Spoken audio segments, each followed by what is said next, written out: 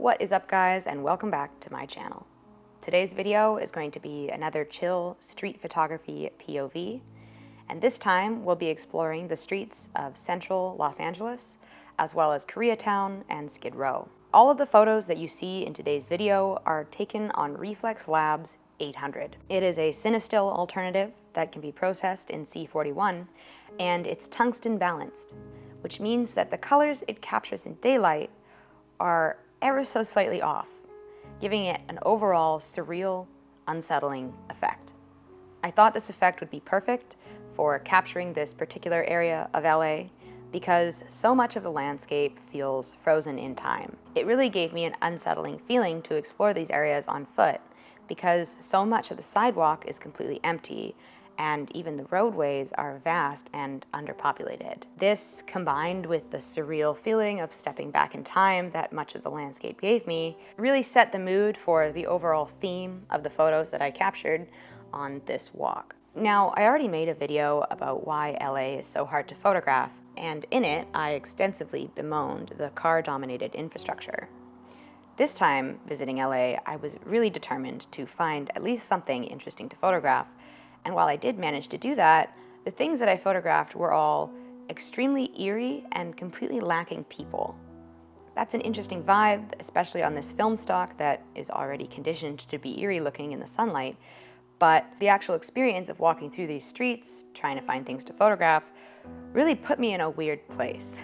It probably didn't help that I was listening to podcasts about unsolved mysteries, but it started to feel like one wrong step could send me careening back in time, as though there was something about this place that skewed the boundaries between our time and the past. But I should probably cool it on the Unsolved Mysteries podcast for now. So at this point, I'm coming up to Sunset Boulevard, and I love the way that this entire street is lined by these extremely tall palm trees. It's something I haven't seen anywhere else that I've visited, and it's a very distinctly LA imagery, I think. I definitely captured my fair share of palm tree shots. But again, back to this strange and eerie feeling, I've heard of Sunset Boulevard, and I'm aware that it's a pretty iconic area of LA. Even here, it was lined with these desolate, decrepit buildings that had been built and forgotten, piles of trash and broken down cars and giant empty parking lots. It was really hard for me to get past the fact that I was standing in the middle of one of the largest metropolises in the United States, and besides a handful of crows and the occasional car passing by, I was otherwise completely alone. Of course, while I was musing on this unsettling feeling, I passed the Church of Scientology, which is a whole unsettling feeling in and of itself. After passing the Church of Scientology and being stared down by a bulletproof vest-clad security guard on a bike, I decided to start heading back in the direction of my hostel. In this area, I really tried to get some clips that show how the sun interacts with the urban environment. Without the sun, I think this area would be pretty bleak, but the sun reveals these textures and layers that would be obscured on a cloudy day. And in most of the photos that I took on my street photography journey through LA, the sun was a pretty integral element. Speaking of scenery, this highway really struck me because it seems to go directly through the very heart of central LA, bisecting the town into two distinct halves. I thought that was very strange, and as you can see by my facial expression, I was somewhat disturbed by it. As soon as I crossed over this highway bridge, the urban landscape seemed to change. There was more foot traffic, more traffic, more people about in general, and of course, more nods to Scientology. After having walked through this desolate urban landscape for so long, it was great to be around more cars and more people, and definitely I found some more things to photograph in this area. I mean, look at that building. Isn't that the most beautiful public storage building you've ever seen? And speaking of beautiful buildings, this taco shack really captured my attention. I took way too many photos here on my Instax Mini, but only 2 on this roll of film. Jumping forward about 40 minutes, I had walked 20 minutes in the wrong direction and then 20 minutes back. We're in this sort of neighborhood area.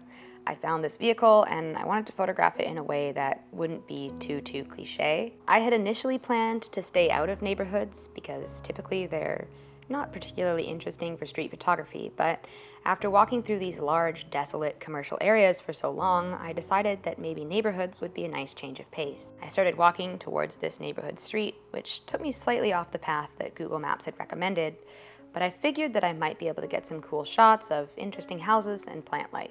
I was unsuccessful, unfortunately, but I did get this bizarre shot of a bunch of people parked in the middle of the road. Definitely stood here for a few minutes just puzzling about it, and it kind of felt like I was stuck in an ARG for a second. Kept walking, walked by some interesting churches and courthouses, got a Starbucks along the way. There were people in the Starbucks. And eventually I came to this strange patch of coffee beans. Are these coffee beans? Can someone tell me? I was looking at them and looking at the tree like, I don't think that's a coffee tree. I'm pretty sure it's not. But the beans on the ground look so much like coffee. Somebody tell me if you know what these are. So at this point, we are getting into Skid Row and also into Koreatown, which is either overlapping or adjacent to Skid Row. I did begin to feel a little bit more uneasy about being so alone on the street. The urban landscape seemed to degenerate.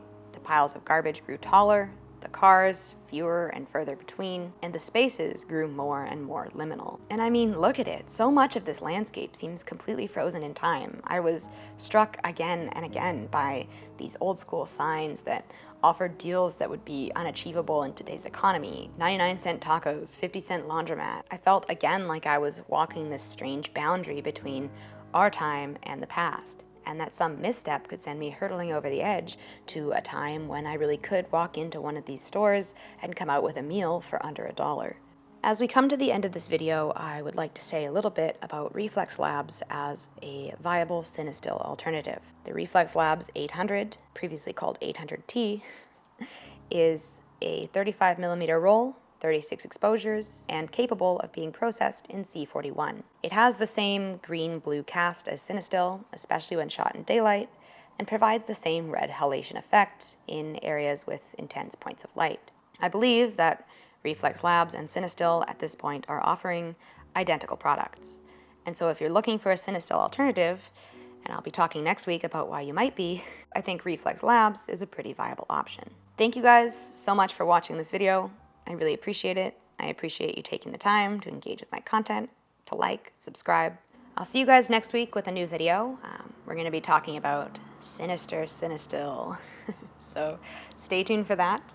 And in the meantime, I want you guys to stay sharp and don't forget to keep shooting. Bye, guys.